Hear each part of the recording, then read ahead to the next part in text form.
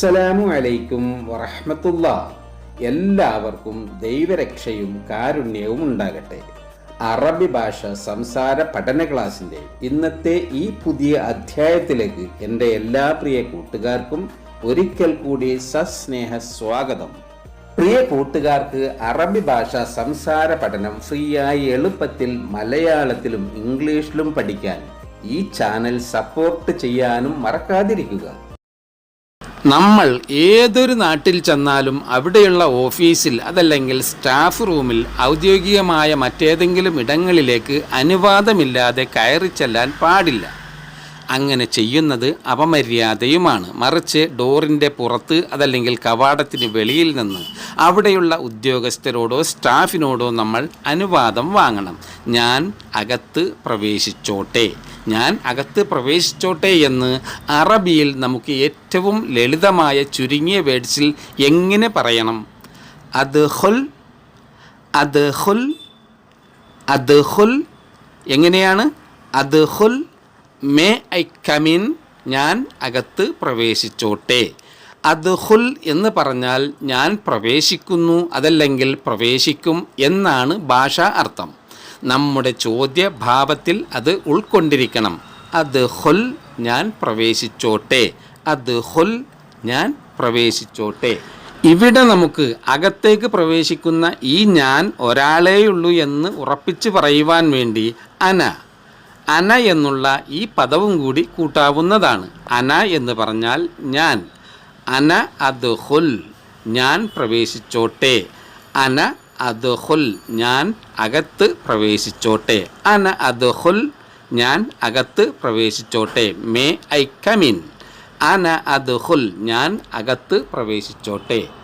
അന അദ്ഖുൽ എന്നത് ചോദ്യഭാവവും അന അദ്ഖുൽ എന്നത് വർത്തമാന ശൈലി ഭാവവുമാണ്.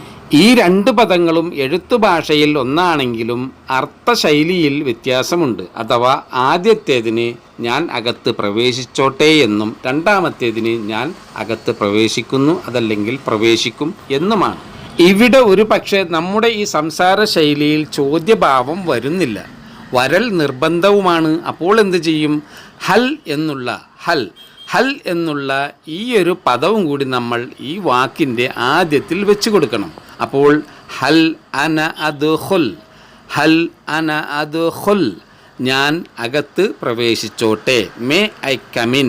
ഹൽ അന അദ്ഖുൽ, ഞാൻ അകത്ത് പ്രവേശിച്ചോട്ടെ. ഹൽ അന അദ്ഖുൽ. ഇപ്പോൾ ചോദ്യഭാവം തീർച്ചയായും പൂർണ്ണമായി കഴിഞ്ഞു. അകത്ത് പ്രവേശിച്ചോട്ടെ എന്ന ആ ചോദ്യത്തിന് അനുവാദമുണ്ടെങ്കിൽ അദ്ദേഹം പ്രവേശിച്ചോളൂ എന്ന് അറബിയിൽ എങ്ങനെയായിരിക്കും പറയുക? ഉദ്ഖുൽ, ഉദ്ഖുൽ, ഉദ്ഖുൽ, യു കമിൻ, താങ്കൾ പ്രവേശിച്ചോളൂ. ഉദ്ഖുൽ, യു കമിൻ, താങ്കൾ പ്രവേശിച്ചോളൂ. അകത്തേക്ക് കടക്കാൻ പലരും കൂട്ടത്തിലുണ്ടെങ്കിൽ ഞാൻ മാത്രം അകത്തേക്ക് കടന്നാൽ മതി എന്നാണെങ്കിൽ അദ്ദേഹം ചിലപ്പോൾ ഇങ്ങനെ പറയും, ഉദ്ഖുൽ അൻത, ഉദ്ഖുൽ അൻത, താങ്കൾ പ്രവേശിച്ചോളൂ, നീ മാത്രം പ്രവേശിച്ചോളൂ എന്നർത്ഥത്തിൽ. യു കമിൻ, താങ്കൾ പ്രവേശിച്ചോളൂ. ഉദ്ഖുൽ അൻത, യു കമിൻ, താങ്കൾ പ്രവേശിച്ചോളൂ. ഇനിയിപ്പോൾ ഒരാൾക്കും അകത്തേക്ക് പ്രവേശിക്കാൻ പറ്റുന്നൊരവസ്ഥയല്ല നിലവിലുള്ളതെങ്കിൽ അദ്ദേഹം എന്തായിരിക്കും പറയുക? ഇല്ല, താങ്കൾ പ്രവേശിക്കരുത്, അല്ലേ? ഇല്ല, താങ്കൾ പ്രവേശിക്കരുത്. ഇത് അറബിയിൽ അദ്ദേഹം എങ്ങനെയായിരിക്കും പറയുക? ലാ, ലാ തദ്ഖുൽ, ലാ തദ്ഖുൽ, നോ യു നോട്ട് കമിൻ. ഇല്ല, താങ്കൾ പ്രവേശിക്കരുത്. ലാ തദ്ഖുൽ, ലാ തദ്ഖുൽ, നോ യു നോട്ട് കമിൻ. ഇല്ല, താങ്കൾ പ്രവേശിക്കരുത്.